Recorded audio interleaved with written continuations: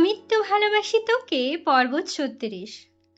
কিছুক্ষণের মধ্যেই আবির ২ cup coffee নিয়ে আসছে। কফির কাপ দুটা টেবিলের উপর রেখে পকেট থেকে একটা গাঁদা ফুল বের করে মেঘের কানে গুঁজে দিল।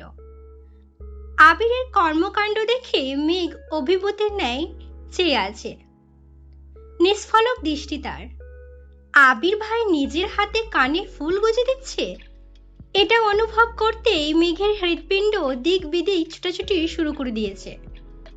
আবিরের প্রতি অষ্টাদশী এতটাই আসক্ত হয়ে গেছে যে দিবারাত্রি শুধু আবির ভাইকে নিয়েই স্বপ্ন দেখে। তাই কোনটা বাস্তব আর কোনটা কল্পনা সেটাই মাঝে মাঝে গুলিয়ে ফেলে। আবির মেঘের দিকে তাকিয়ে শান্ত কণ্ঠে বলল, মাশাআল্লাহ, আমার ফুল ছেঁড়াটা সার্থক হলো। মেঘ জানালার গ্লাসের দিকে তাকিয়ে নিজেকে দেখল। এলোমেলো কালো চুলের মধ্যে হলুদ রঙের ফুলটা অসম্ভব সুন্দর লাগছে। পরক্ষণে নিজের চোখ মুখের দিকে নজর পড়তে গ্লাস থেকে দৃষ্টি সরিয়ে নিল। কান্নার তোপে মুখমণ্ডল লাল হয়ে গেছে। নিজের বিষণ্ণ মুখশ্রী দেখতে কারোরই ভালো লাগে না। আবির ঠান্ডা কণ্ঠে বলল, কফিটা খা। আবির কফির কাপ হাতে নিয়ে বিছানার পাশে বসেছে। কফির কাপে ২ চুমুক দিয়ে রাশভারী কণ্ঠে বলে উঠল, নিজেকে এতটা উৎপীড়িত ভাবিস না। মুখ লুকিয়ে কান্না তারাই করে যাদের নিজের প্রতি কোনো আস্থা নেই। মেঘের নিস্তব্ধতা দেখে আবির দীর্ঘশ্বাস ছেড়ে পুনরায় বলল, তুই যত কাঁদবি মানুষ তাকে আরো বেশি কাঁদাতে চাইবে। কিছু মানুষের কাজই হলো অন্যের দুর্বল জায়গাতে আঘাত করা। ভার্সিটিতে পড়ছিস, নতুন বন্ধু হচ্ছে, আর যাই করিস কখনো নিজের দুর্বলতা কারো কাছে প্রকাশ করবি না। মেঘ মনোযোগ দিয়ে কফি খাচ্ছে আর আবিরের কথা শুনছে। আবির ভাইয়ের প্রতি অষ্টাদশীর নিষিদ্ধ প্রেমানুভূতি এতটাই প্রখর হতে শুরু করেছে যা প্রকাশ করতেও সাহস পাচ্ছে না, প্রকাশ না করেও থাকতে পারছে না। যতবারই ভাবে আবির ভাইকে নিজের মনের কথা বলবে, ততবারই ফুপ্পির কথা মনে পড়ে যায়। ফুপ্পির কথা মনে হলেই শুধু কান্না পায়। আবির ভাই রাজশাহী চলে যাবে শুনে এমনিতেই মন খারাপ ছিল। তার মধ্যেই সন্ধ্যাবেলা জান্নাত আপু কল দিয়েছে। জান্নাত আপুর ফোন দিয়েই ফুপ্পির সাথে কথা বলেছে। ফুপ্পির কান্না শুনে মেঘও কান্না শুরু করে দিয়েছে। বারবার শুধু মনে হয়, এই বাড়ির মানুষগুলো এত নিষ্ঠুর কেন? আব্বু বড় আব্বু কিভাবে পারছেন বোনকে রেখে এতগুলো বছর কাটাতে? ওনাদের কলিজা কি একটা বাড়ির জন্য কেঁপে ওঠে না? তানভীর ভাইয়া তো মেঘের সাথে এত বছর যাবৎ এমনটাই করে আসছেন। যদি জানতে পারি মেঘ আবিরকে ভালোবাসে, তাহলে আব্বু বড় আব্বুর মতো 2 ভাই নিশ্চিত এমন আচরণই করবে। এসব ভেবেই মেঘ কাঁদছিল। মেঘ আস্তে করে বলল, জান্নাত আপু কল দিয়েছিল। আবির ঠান্ডা কণ্ঠে জবাব দিল, আমি জানি। ফুপ্পুর সাথে তোর কথা হয়েছে এটাও জানি।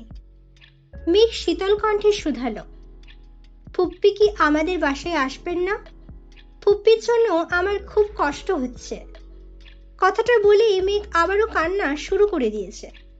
আবির অত্যন্ত ধীর কণ্ঠে বলে উঠল, তুই 1 মাসেই এত অধৈর্য হয়ে যাচ্ছিস, অথচ ফুপ্পি 28 বছর যাবৎ এই কষ্ট সহ্য করেই বেঁচে আছে। ফুপ্পি কিছু বললে তুই যদি সঙ্গে সঙ্গে কান্না শুরু করিস, তখন তো ফুপ্পি আরো বেশি ভেঙে পড়বেন। নিজেকে আগে শক্ত কর। ফুপ্পির সাথে খুব শীঘ্রই সম্পর্ক ঠিক করার চেষ্টা করব। একটু থেমে আবার বলল, ফুপ্পির সাথে কথা বললে একটু সাবধানে বলিস, বাড়ির কেউ যেন কোনোভাবে কিছু বুঝতে না পারে। মেঘ শীতল কণ্ঠে জবাব দিল, আচ্ছা। আবির আবারও কিছুটা সময় নিয়ে মেঘকে বোঝানোর চেষ্টা করলো। তারপর নিজের রুমে চলে যেতে আসছে। আবির নিজের রুমে ব্যাগ গোছাচ্ছিল। হঠাৎ তানভীর দরজা থেকে ডাকলো, ভাইয়া আসবো? আয়। তানভীর কয়েক কদম এগিয়ে বিছানার পাশে দাঁড়ালো। আবির শার্ট ভাঁজ করতে করতে প্রশ্ন করলো, কিছু বলবি? হ্যাঁ বল। বনুরা ইদানিং মিনহাজ আর তামিম নামের দুটো ছেলের সঙ্গে কথা বলে। ওরা একই ডিপার্টমেন্টে পড়ে। তুমি কি এই বিষয়ে কিছু জানো? আবির ধীর কণ্ঠে উত্তর দিল, জানি। তাহলে কিছু বলছো না কেন? আবির নিশ্চুপ। তানভীর পুনরায় বলল, আমি ছেলে দুটোর খোঁজ নিয়েছি। তুমি বললে আমি বনু বা ওই ছেলেগুলোর সঙ্গে কথা বলি। আবির এখনো নিশ্চুপ। সে ব্যাগ গুছোতে ব্যস্ত। তানভীর আবারও বলল, ভাইয়া, আমি কি ওদের ওয়ার্নিং দিব? আবির ভারী কণ্ঠে বলল, কোনো প্রয়োজন নেই। কেন? এমনি। যদি পারিস আমি ফেরার আগ পর্যন্ত একটু খেয়াল রাখিস। তা তো রাখবই, কিন্তু তুই যা এখন। তানভীর রুম থেকে বেরিয়ে গেছে। সঙ্গে সঙ্গে রাকিবকে কল দিয়ে সব জানিয়েছে। 10 মিনিটের মধ্যে রাকিব আবিরকে কল দিয়েছে। আবির কল রিসিভ করে গম্ভীর কণ্ঠে বলল, তুইও কি একই বিষয়ে কথা বলতে ফোন দিয়েছিস? রাকিব চিন্তিত কণ্ঠে শুধালো, তোর সমস্যা কি? আবির বিরক্তির স্বরে জানালো, সমস্যা নেই। তুই কি বিষয়টাকে গুরুত্ব দিচ্ছিস না? ওয়ার্নিং দিলেই তো ঠিক হয়ে যাবে। তুই শুধু বল ওয়ার্নিং দিব কিনা। বিষয়টা আমি বা তানভীরই সামলাতে পারবো। আবির কণ্ঠ দ্বিগুণ ভারী করে বলল, ওয়ার্নিং দেওয়ার হলে আমি প্রথম দিনই দিতাম, এতদিন অপেক্ষা করতাম না। তুই বলছিস না কেন? তুই কি মেঘের প্রতি? রাকিবের কথা শেষ করার আগেই আবির রাগান্বিত কণ্ঠে চিৎকার দিয়ে উঠল, থাম! মেঘকে ছাড়া আমি আমার অস্তিত্ব কল্পনা করতে পারবো না। ওকে নিয়ে আমি কোনো প্রকার নেগেটিভ কথা শুনতে চাই না। তাহলে বিষয়টাকে গুরুত্ব কেন দিচ্ছিস না? আমি মেঘকে চাই, আমি ওকেই চাইব। মেঘ ব্যতীত এই আবিরের হৃদয় স্পর্শ করার সাধ্যই পৃথিবীর কারণ নেই। কিন্তু আমি চাইলেই তো হবে না। মেঘকেও তো বুঝতে হবে ওর মনে আমার জন্য সমপরিমাণ ভালোবাসা আছে কিনা। এই আবির কি মাহাদিবা খান মেঘের হৃদয়ে তোলপাড় চালাতে সক্ষম কিনা, এটা তাকেই বুঝতে হবে। একটু থেমে দীর্ঘশ্বাস ছেড়ে আবার বলে উঠল, কতদিন আর সবকিছু থেকে ওকে আটকে রাখবো? এখন ভার্সিটিতে পড়ছে, চারপাশে কত চাকচিক্যময় পরিবেশ। সবকিছুর ভিড়ে ওর মন যদি আমায় খুঁজে নেয়, তবেই না আমার ভালোবাসা পূর্ণতা পাবে। রাকিব রাগান্বিত কণ্ঠে বলল, তোর এই পাগলামের পরিমাণ খুব ভয়ানক হবে। মিলিয়ে নিস, এখনো সময় আছে। তুই শুধু একবার বল। আবির কণ্ঠ 3 গুণ ভারী করে বলা শুরু করলো, জীবনটা তো এমনিতেই তছনছ হয়ে গেছে, ভয়ানক পরিণামের আর কি বা বাকি আছে? তুই বিশ্বাস কর রাকিব, ওরে কাঁদতে দেখলে আমার কলিজা কেঁপে ওঠে। মনে হয় আমার হৃৎপিণ্ডটাতে কেউ অবিরত ছুরি দিয়ে আঘাত করছে। আর যখন বুঝতে পারি এই কান্নার কারণটা আমি, তখন নিজেকে বড্ড অপরাধী মনে হয়। এই জীবন তো আমি চাইনি রাকিব। ওকে কাঁদাবো বলে তো ভালোবাসিনি। তবে কেন আমার সাথে এমনটা হলো? রাকিব কথা খুঁজে পাচ্ছে না। আমতা আমতা করে বলল, থাক, চিন্তা করিস না, সব ঠিক হয়ে যাবে ইনশাল্লাহ। আবির আর কোনো কথা বলেনি, ফোন কেটে দিয়েছে। ভোরবেলা রওনা দিতে হবে। ব্যাগ গুছিয়ে ঘুমিয়ে পড়েছে। আবির রাজশাহীতে গেছে 3 দিন হলো। আজকে মালিহা খান ভাইয়ের বাড়ি থেকে ঘুরে আসছেন। মাইশার বিয়ে আগামী মাসের মাঝামাঝিতেই ঠিক করা হয়েছে। ততদিনে মিম আর আদির পরীক্ষা শেষ হয়ে যাবে। মিম আর আদির সামনে পরীক্ষা বলে লেখাপড়া একটু বেশি করতে হচ্ছে। আকলিমা খান ছেলে মেয়েকে পড়ানোতে ব্যস্ত। মেঘ শুয়ে বসে আর টিভি দেখে দিন কাটায়। সন্ধ্যার পর মেঘ টিভিতে প্রোগ্রাম দেখছিল। মালিহা খান মেঘের পাশের সোফায় বসে শান্ত কণ্ঠে জিজ্ঞেস করলেন, তোর ভাইয়ের সাথে কি আজকে কথা হয়েছে? মেঘ টিভির থেকে মনোযোগ সরিয়ে বড় আম্মুর দিকে তাকিয়ে বলল, কোন ভাই? মালিহা খান ভনিতা ছাড়াই বললেন, আবিরের সাথে কি আজকে কথা হয়েছে তোর? মেঘ ঠান্ডা কণ্ঠে উত্তর দিল, আমার সঙ্গে তো কথা হয়নি। সকালে আম্মুর সাথে কথা হয়েছিল। মালিহা খান কিছুটা গম্ভীর কণ্ঠে বললেন, তোরা ভাই বোনেরা এমন কেন? আমার ভাইয়েরা বিয়ের এত বছর পরও প্রতিদিন কেউ না কেউ ফোন দিয়ে আমার খোঁজ খবর নেয়, আর তোরা এখনই কথাবার্তা বলিস না।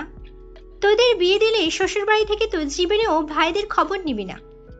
বিয়ের কথা শুনেই মেঘের মন খারাপ হয়ে গেছে। বাবা মা, বড় আম্মু, কাকিয়া, ভাই বোনদের ছেড়ে যেতে হবে ভেবে এত বছর বিয়ের কথা শুনলেই মেঘের রাগ উঠে যেত। এখন সবার সঙ্গে আরো একজন ওতপ্রোতভাবে জড়িয়ে আছে। আবির ভাইয়ের প্রতি তার অসীম ভালোবাসার পরিমাণ কি হবে? আবির ভাই ছাড়া অন্য কাউকে নিয়ে ভাবতেই পারে না সে। মালিহা খান আদেশের স্বরে বললেন, আবিরকে একটা কল দে তো। আমি সকাল 11টায় কল দিলাম, বিকেলেও দিলাম, কিন্তু তোর ভাই তো কল ধরছে না। কল দিয়ে দেখ তো ধরে কিনা। মেঘ পাশ থেকে ফোন নিয়ে আবিরের নাম্বারে ডায়াল করলো। কয়েকবার রিং হওয়ার পরই রিসিভ হলো। মেঘ তৎক্ষণাৎ বড় আম্মুর দিকে ফোন এগিয়ে দিল। আবির তি বলতেই মালিহা খান বলে উঠলেন, সারাদিন কই ছিলি? সকালেও কল দিলাম, বিকেলেও কল দিলাম। আবির বিস্ময়ের সমেত তাকিয়ে ভারী কণ্ঠে বলে, আম্মু। মালিহা খান পুনরায় বললেন, কোথায় আছিস? আবির ঢোক গিলিয়ে তপ্তস্বরে বলল, ভুলে ফোন রেখে অফিসে চলে গেছিলাম, মাত্রই রুমে আসছি। আবিরের আম্মু মুখ গোমরা করে বললেন, ফোন যে রেখে গেছিলি সেটা কি জানানোর দরকার ছিল না? আমি চিন্তায় চিন্তায় অস্থির হয়ে যাচ্ছিলাম। আবির ঠান্ডা কণ্ঠে উত্তর দিল, আম্মু তোমাকে তো বলেছি আমার জন্য এত চিন্তা করো না। তুমি কখন আসছো সেটা বলো। আসছি দুপুরের পরে। মায়েশার বিয়ে ঠিক হয়েছে আগামী মাসে। শোন, তোর মামা সহ বাড়ির সবাই কম করে হলেও 1000বার করে বলে দিয়েছে যেন তুই বিয়েতে যাস। সেসব নিয়ে ভাবার সময় আছে? তোমার শরীরের কি অবস্থা? আলহামদুলিল্লাহ, সুস্থ আছি। তুই কেমন আছিস বাবা? কবে আসবি? আলহামদুলিল্লাহ, ভালো আছি। কবে আসবো এখনো বলতে পারছি না। কেন? তুই আসলেই বলবো। আচ্ছা, মেয়ে কোথায়? এখানেই আছে, ফোনটা ওকে দাও তো। নে, তোর ভাই কথা বলবে। এই বলে ফোনটা মালিহা খান মেঘের দিকে এগিয়ে দিল। মেঘ কাঁপা কাঁপা হাতে ফোনটা নিল। আবির ভাইয়ের সঙ্গে কথা বলতে গেলে এখনো অস্বস্তিতে ভোগে মেয়েটা। মেঘ ফোন হাতে নেওয়ায় মালিহা খান উঠে রান্নাঘরের দিকে চলে গেছে। মেঘ ফোন কানে ধরে শীতল কণ্ঠে সালাম দিল। আবির সালামের উত্তর দিয়ে গম্ভীর কণ্ঠে শুধালো, তুই যে কাজগুলো করিস এগুলো কি বুঝে করিস? মেঘ ভয়ে ভয়ে শুধালো, কি? তুই যে হুট করে আম্মুর কাছে ফোন দিয়ে দিলি। আমি তো তুই ভাবে কথা বলছিলাম। যদি কিছু বলে ফেলতাম?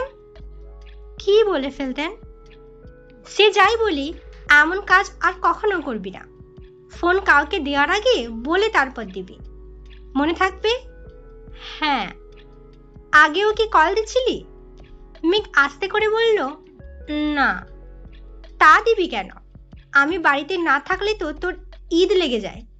নিজের মতো চলতে পারিস, সবকিছু করতে পারিস। মেঘ বিড়বিড় করে বলল, আপনাকে কল দিতে ভয় লাগে। কথাটা শোনা মাত্র আবিরের মেজাজ খারাপ হয়ে গেছে। কপাল গুটিয়ে অত্যন্ত পুরু কণ্ঠে বলল, খুব ভালো, আমার মাথা ব্যথা করছে, রাখছি। মেঘ আর কিছুই বলতে পারল না। আবির কল কেটে দিয়েছে। অষ্টাদশী মন খারাপ করতে চেয়েও করতে পারল না। 3 দিন পর আবির ভাইয়ের সঙ্গে একটু হলেও কথা হয়েছে, এতেই মনটা হালকা হয়ে গেছে। তবে আবির ভাইয়ের মাথা ব্যথা শুনে চিন্তাও লাগছে। খাওয়া দাওয়া শেষ করে রাতে শুয়ে শুয়ে ভাবছে আবির ভাইকে কল দিবে কিনা। ভাবতে ভাবতে ডায়াল করলো আবিরের নাম্বার। অষ্টাদশীর বুকে ধুকপুকুনি শুরু হয়ে গেছে। বারবার মনে হচ্ছে শ্বাস আটকে আসছে।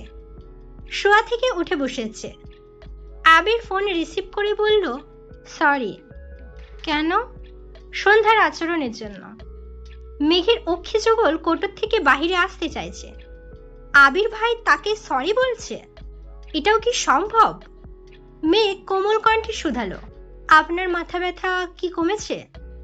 আবির ঠান্ডা স্বরে বলল, যদি বলি কমেছে তাহলে কি কথা বলবি না? মেঘ ভনিতা ছাড়াই বলে উঠল, বলবো। আবির মৃদু হেসে বলল, তার মানে কথা বলতে ফোন দিচ্ছিস? মেঘ আমতা আমতা করে উত্তর দিল, না। আবির ভ্রুকুচকে প্রশ্ন করল, তাহলে ফোন কেন দিচ্ছিস? মেঘ মন খারাপ করে বলল, জানি না। আবির সশব্দে হেসে বলে, হায় আল্লাহ, এত কনফিউজড। হাসি থামিয়ে আবির স্বাভাবিক কণ্ঠে বলে উঠল, চিন্তা করিস না, খাবার খেয়ে ওষুধ খাইছিলাম, এখন মাথা ব্যথা কমেছে। তুই কি করিস? আমি বসে আছি। খাইছিস? হ্যাঁ। ক্লাসে গেছিলি? জি। মেঘ মোলায়েম কণ্ঠে বলল, আবির ভাই। সেই সুপরিচিত কণ্ঠে আবির বলে, মেঘ চোখ বন্ধ করে সেই শব্দটা অনুভব করার চেষ্টা করল। তারপর ঢোক গিলে নিজেকে সংযত করে প্রশ্ন করল, আপনি বাসায় আসবেন কবে? আবির নিজের চুল ঠিক করতে করতে বলল, বাসার কেউ তো আমার কথা মনে করেই না, তাই ভাবছি এখানেই থেকে যাব। আবিরের কথায় মেঘের অভিমান হলো। মেঘ বিছানা থেকে নেমে ব্যালকনিতে গিয়ে দাঁড়ালো। নিচে রাখা আবিরের বাইকটা দেখে মুচকি হেসে বলল, আচ্ছা, সাবধানে থাকবেন। দোয়া করি ভালো থাকুন, রাখছি। আবির উচ্চস্বরে বলে উঠল, এই ওয়েট। মেঘ মৃদু হেসে শুধালো, কি বলবেন? আবির দীর্ঘশ্বাস ছেড়ে উত্তর দিল, কাজ শেষ করতে পারলে পরশু চলে আসবো, ইনশাল্লাহ। মেঘ ভাব নিয়ে প্রশ্ন করল, কেন? ওইখানে থাকবেন না? আবির দাঁত চিবিয়ে চিবিয়ে উত্তর দিল, সেটা সময় বলে দেবে। মেঘ মোলায়েম কণ্ঠে বলল, আমি মজা করছিলাম, সাবধানে থাকবেন, এখন রাখছি। আচ্ছা, তুইও সাবধানে থাকিস। মেঘ ব্যালকনিতে দাঁড়িয়ে ফোনে আবিরের ছবি দেখাই ব্যস্ত। প্রতিটা ছবিতেই আবির ভাইকে অসম্ভব সুন্দর লাগছে। এত সুদর্শন কোনো পুরুষ হতে পারে? এটা আবির ভাইকে না দেখলে মেঘের বিশ্বাসই হতো না। আবির ভাইয়ের বলা প্রতিটা কথায় অষ্টাদশীর হৃদয়ে দোলা দিচ্ছে। এই কয়েক মাসে আবির ভাই অষ্টাদশীর পুরো পৃথিবী দখল করে ফেলেছে। এতগুলো ছবি দেখলো, কিন্তু একটা ছবিতেও হাসির চিঠি ফোটা নেই। অথচ ওই মানুষটা নিজেও জানে না ওনার হাসিটা অষ্টাদশীর অতীব প্রিয়। মেঘের মাঝে মাঝে মনে হয়, ফুপ্পির মতো আমার জীবনটাও যদি এমন হয়। পরক্ষণে ভাবে, ফুপার মতো আবির ভাই কি কোনোদিন ভালোবাসবে না আমায়? আজ সেই কাঙ্ক্ষিত দিন। আবির ভাই আসবে বলে মেঘ দুপুর থেকে ব্যালকনিতে অপেক্ষা করছে। অথচ আবির ফেরার কোনো নামগন্ধ নেই। বারবার ফোন হাতে নিচ্ছে, কিন্তু কল দেওয়ার সাহস হচ্ছে না। কিছুক্ষণ পর মিম রুমে আসছে। মিম, আপু কি করো? মেঘ ব্যালকনি থেকে রুমে ঢুকতে ঢুকতে বলল, এমনি দাঁড়াইছিলাম। তোর হাতে ওইটা কি? মিম, আপু জানো, আমার এক বান্ধবী এটা দিয়েছে। সুন্দর না? মেঘ হ্যান্ড প্রিন্ট করা টি শার্টটা হাতে নিয়ে দেখল। মেঘ, অনেক সুন্দর হয়েছে।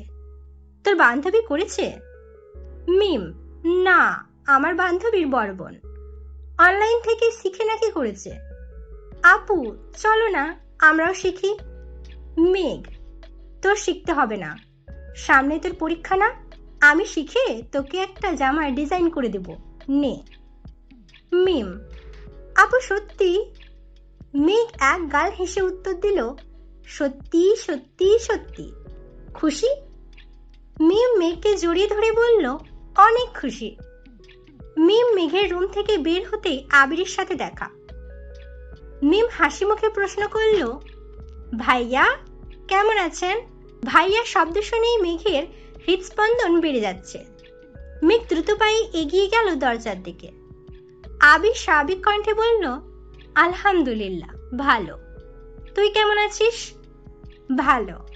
নিচে তোদের জন্য খাবার রেখে আসছি, যা।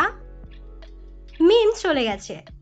মেঘের হাতে মিমির দেওয়া টি শার্টটা ডিজাইন দেখার জন্য রাখছিল। আবির মেঘের দিকে তাকিয়ে পরপর 2 বার ভ্রু নাচালো। সহসা মেঘের মুখে হাসি ফুটে উঠেছে।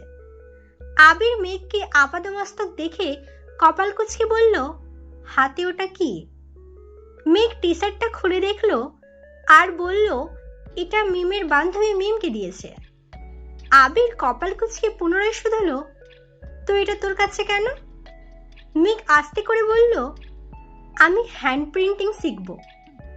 আবির দ্বিগুণ ভারী কণ্ঠে শোধালো, কোথা থেকে? মেঘ চট করে উত্তর দিল, অনলাইনে। কথাটা শুনে আবির স্বস্তির নিঃশ্বাস ফেলল। মৃদু হেসে উত্তর দিল, আচ্ছা শিখিস, যা যা লাগে বলিস আমায়, এনে দেব না। পকেট থেকে 2টা কিটক্যাট চকলেট বের করে মেঘকে দিয়ে নিচের রুমে চলে গেছে। মেঘ দরজায় দাঁড়িয়ে আবিরের হাঁটার দিকে তাকিয়ে আছে। 2 দিন পর আবিরের মামাতো বোন মাইসার বিয়ে। আবিরের মামা দিনে কয়েকবার করে ফোন দিচ্ছেন। বাসায় এসেও সবাইকে বলে গেছেন। আবির সন্ধ্যার দিকে ছাদের একপাশে বসে আছে। তানভীর পিছন থেকে ডাকলো, ভাইয়া। আবির পিছনে না তাকিয়ে উত্তর দিল, এদিকে আয়। তানভীর আবিরের কাছে আস্তে আস্তে ভারী কণ্ঠে বলল, আগে থেকেই বলা ছিল, এখন থেকে তোমার বউ তুমি সামলাবে। নিজের বউ নিজে নিয়ে যাও বিয়েতে, আমায় যেতে বলো না। আবির, তুই বিয়েতে যাবি না? তানভীর, আমি কিভাবে যাব বলো, সামনে সভাপতি নির্বাচন। এই অবস্থায় আমার পক্ষে 3-4 দিনের জন্য বিয়েতে যাওয়া অসম্ভব। তুমি যাও, সমস্যা নেই, আমি বিয়ের দিন যাব। আবির গম্ভীর কণ্ঠে বলল, আমার তো যেতে সমস্যা ছিল না, কিন্তু কিন্তু কি? মালার জন্য একটু টেনশন হচ্ছে।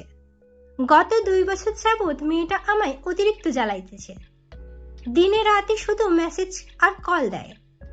সব ঝামেলার মূলে আমার বাসার মানুষ। মালা ফোন কিনছে ভালো কথা, আম্মুর আমার নাম্বারটা কেন দিতে হলো? প্রথমবার ভালোভাবে কথা বলছি, সম্পর্কে মামাতো বোন, আমিও ওইভাবেই কথা বলছি। এরপর থেকে প্রায়ই কল দেয়। কয়েকবার নর্মালি কল রিসিভ করেছি। আমি মামামির সাথে কথা বলি আর ওই মেয়ে দেখি কেমন করে তাকাই থাকে। যখন তখন ফোন দেয়, কি উল্টোপাল্টা কথা বলে। ধমক দিলে মামা বা মামির হাতে ফোন ধরিয়ে দেয়। মামামিকে তো কিছু বলতে পারি না। না পারছিলাম নাম্বার ব্লক করতে, না পারছিলাম ভালোভাবে কথা বলতে। এখন তো বিয়ের জন্য ওই বাড়িতে যেতে হবে। ওই মেয়ের আচরণ দেখে তোর বোন না আবার হাইপার হয়ে যায়, এই চিন্তায় ভালো লাগছে না। এত কাহিনী তো আমায় বলনি। অসহ্যকর বিষয় নিয়ে আলোচনা করতেও আমার অসহ্য লাগে। তানভীর একটু ভেবে বলল, ভাইয়া ভেবো না, তোমার একটা থাপ্পড় খাইলেই সব ঠিক হয়ে যাবে। আবির বিরক্তির স্বরে জানালো, বাসায় যেদিন আসছিল ওই দিনই থাপ্পড় দিতে ইচ্ছে হয়েছিল। তোর বোন ব্যতীত আমি স্বইচ্ছায় কোনো মেয়েকে ছুতেই চাই না বলে ওই মেয়ে এখনো আমার থাপ্পড় খায়নি। এখন কি করবা? আবির দীর্ঘশ্বাস ছেড়ে বলল, যদি মালার কারণে মেঘের চোখ থেকে 1 ফোঁটা পানিও পড়ে, মালার খবর আছে, আমি ভুলে যাব সে আমার বোন হয়। তানভীর ভীত স্বরে বলে, ভাইয়া তোমার রাগটা কন্ট্রোল করে রাখো প্লিজ। বনুরে মালার থেকে দূরে দূরে রাখো, আর পারলে বনুরে একটু সময় দিও। এই ছিল আমৃত্যু ভালোবাসি তোকে পর্ব 36। পরবর্তী পর্বগুলো যদি আমার কণ্ঠে শুনতে চান অবশ্যই আমার চ্যানেলটিকে সাবস্ক্রাইব করবেন এবং বেল আইকন বাটন ক্লিক করে রাখবেন নোটিফিকেশন পাওয়ার জন্য। লাইক করবেন, কমেন্ট করবেন, শেয়ার করবেন এবং নিজের খেয়াল রাখবেন। আল্লাহ হাফেজ।